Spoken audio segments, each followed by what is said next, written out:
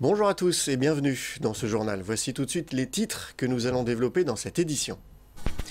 Ils ont créé leur web TV dans leur collège. Les collégiens du Parc aux Charrettes de Pontoise proposent chaque trimestre un vrai JT sur l'actualité de leur établissement. Nouveaux profs, voyages scolaires, les sujets ne manquent pas et en plus ils sont très pros.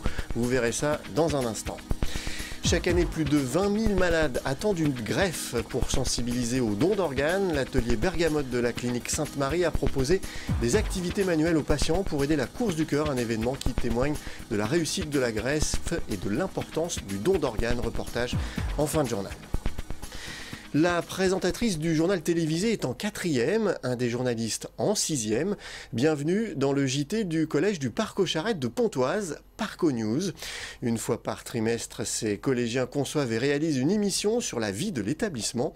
Une expérience originale proposée aux élèves depuis 2011. Regardez le reportage de Philippe Pémal.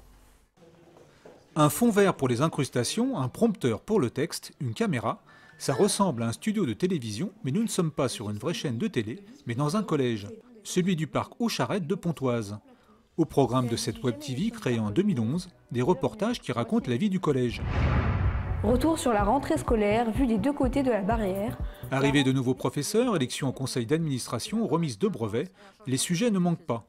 Une occasion unique de montrer ce qui se passe derrière les grilles d'un établissement scolaire. Elle apporte au collège beaucoup de notoriété, elle apporte une formidable visibilité sur ce que font nos élèves dans l'établissement. Cela permet aussi à nos élèves de devenir des journalistes en herbe. Parmi ces journalistes en herbe, Léna, élève de 4e, c'est elle qui présente le journal. Ce qui me plaît là-dedans, c'est de pouvoir résumer un peu ce qui se passe dans mon collège. À la télé, ils résument ce qui se passe dans l'actualité et moi je résume ce qui se passe dans mon collège. Donc j'imite vraiment les vrais journalistes. On m'a déjà dit pourquoi pas, tu ferais pas ça plus tard, mais c'est encore peut-être trop tôt pour me projeter et donc je ne sais pas encore. Pour cette nouvelle saison du Parco News, le nom du programme, ils sont 6. Élèves de 6e et de 4e, ils présentent les rubriques, posent les questions, lancent les reportages comme de vrais journalistes. Quels sont les moyens de transport utilisés ? Chaque année scolaire, 4 journaux télévisés sont réalisés, plus quelques éditions spéciales. Pour ces collégiens, c'est avant tout du plaisir et un espace de décompression. Ça permet aussi un peu d'extérioriser par rapport au collège. On va dire que je suis un peu une personne extravertie, ce qui fait que c'est bien, je peux un peu me défouler vu mon caractère. Et après, le fait de savoir qu'on passe un peu à la télé ou des trucs comme ça, c'est un rêve d'enfant. Donc c'est toujours sympa de savoir qu'on peut le réaliser. Derrière ce projet, Jean-Marc Verdrel, le secrétaire de direction du collège. Passionné par l'univers de la télé, il lance sa web TV au collège en 2011. C'est lui qui réalise les reportages, le montage et les effets spéciaux. Avec le déménagement du collège à la rentrée prochaine, Jean-Marc aura un nouveau studio et espère pouvoir investir dans de nouveaux éclairages. Pour acheter ce matériel, le collège va lancer un appel à financement participatif. Mon objectif, en fait, avec les élèves, c'est de créer un studio de télévision à l'intérieur de ce collège, puisqu'on aura un local qui sera mis à notre disposition. Et la première des choses que nous souhaitons sur cet appel à financement participatif, ce sont de vrais éclairages, donc des bacs d'éclairage lumineux, comme ceux utilisés à la télévision, notamment pour avoir une meilleure image sur le fond vert. En attendant leurs nouveaux locaux et peut-être leurs nouveaux éclairages, l'info continue, place au journal.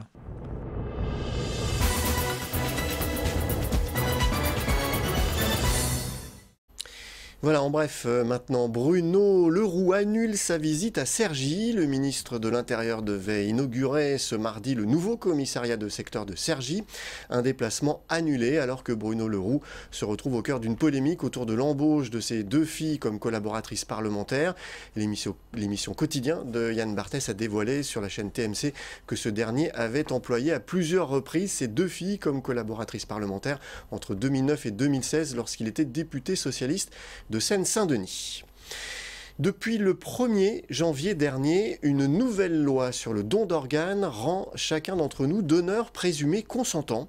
Une mesure qui devrait faciliter le don d'organes, mais chaque année, plus de 20 000 patients sont en attente de greffe. À Osny, le centre hospitalier Sainte-Marie a sensibilisé patients et visiteurs à l'importance du don d'organes. Reportage. Des cœurs et encore des cœurs pour sensibiliser au don d'organes. Ici, au centre hospitalier privé Sainte-Marie-d'Auny, l'atelier Bergamote vend ses objets au profit de la course du cœur, une épreuve qui partira le 29 mars de Paris pour promouvoir le don d'organes à travers la France. Des ateliers de travaux manuels proposés aux patients hospitalisés.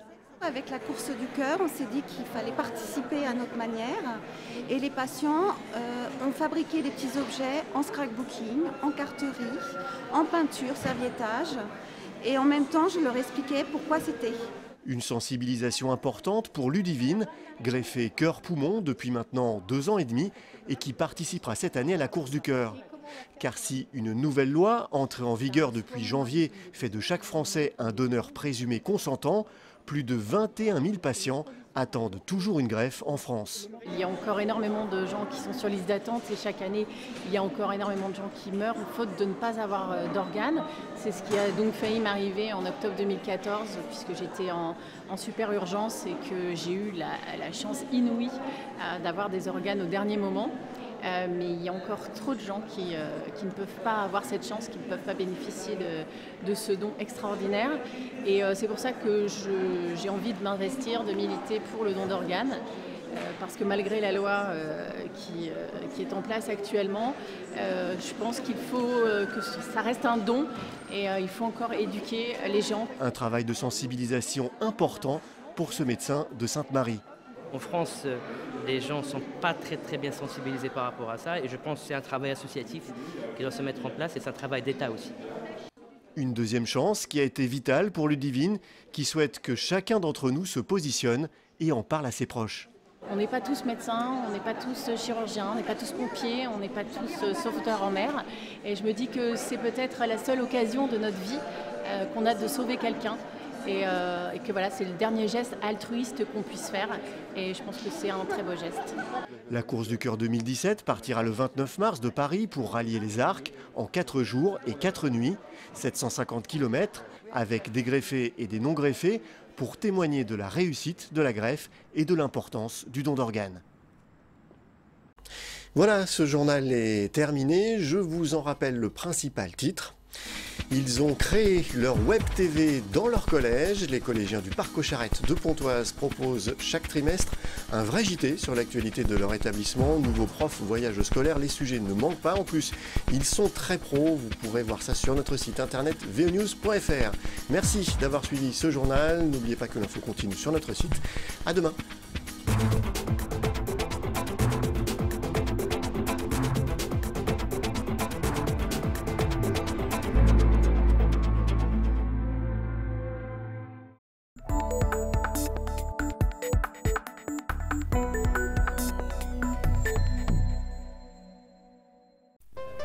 Ces moutons sont les gardiens d'un endroit peu connu du public, le site gallo-romain des Vaux de la Selle.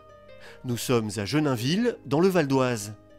Ces vestiges datent du 2e et du 3e siècle de notre ère. C'est le plus important site archéologique du département.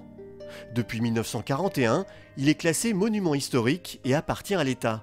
Le site de Genainville, donc actuellement c'est 5 hectares, avec un temple entouré de bassins et entouré d'un grand périvole, un théâtre, un demi-amphithéâtre, des bâtiments secondaires et des villas. On est à la fin du second siècle et dans les 2 premiers tiers du 3e siècle, c'est la période la plus monumentale ici, mais aussi dans une grande partie de l'Empire romain. Du site original, il ne reste que des traces. À quoi pouvait ressembler Genainville à l'époque de sa splendeur? À peu près à ça. Un vaste théâtre pouvant accueillir près de 4000 personnes et un sanctuaire monumental dédié à 2 divinités, Mercure et Rose Merta. À côté du temple, des bassins antiques encore visibles aujourd'hui.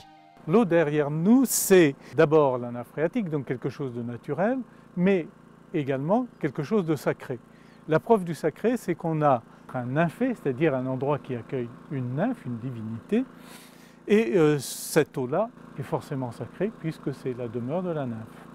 À côté de cette eau sacrée, on a une eau profane, c'est-à-dire une eau dans laquelle les pratiquants vont pouvoir venir se plonger pour être guéris, pour être purifiés, etc. Et c'est dans le grand bassin que ça se passe. On sépare en général les deux. Plus de 4000 objets ont été mis à jour sur le site. Les plus belles pièces sont exposées au musée départemental de Guiry. On y retrouve des sculptures, des poteries, des objets du quotidien et même certaines des statues qui ornaient les bassins. Ici, il s'agit d'une nymphe qui, probablement, d'après l'archéologue chargé des opérations Didier Vermersch, devait être située au-dessus du bassin principal, donc au-dessus du nymphée, dans une sorte d'alcôve sous voûte. Ici, derrière moi, il s'agit d'un ensemble de déesses qui étaient à côté d'un second bassin, avec probablement une représentation de Rose Merta, qui est l'un des deux dieux priés dans le temple juste à côté. Abandonné pour des raisons économiques et climatiques, le site de Genainville va tomber dans l'oubli et être démonté. Dès l'époque mérovingienne, on utilise les plus grosses pierres pour faire des sarcophages, les plus petites pour construire des maisons. Aujourd'hui, le site est protégé et fermé au grand public. Il n'est accessible qu'à certaines dates et lors des Journées du patrimoine.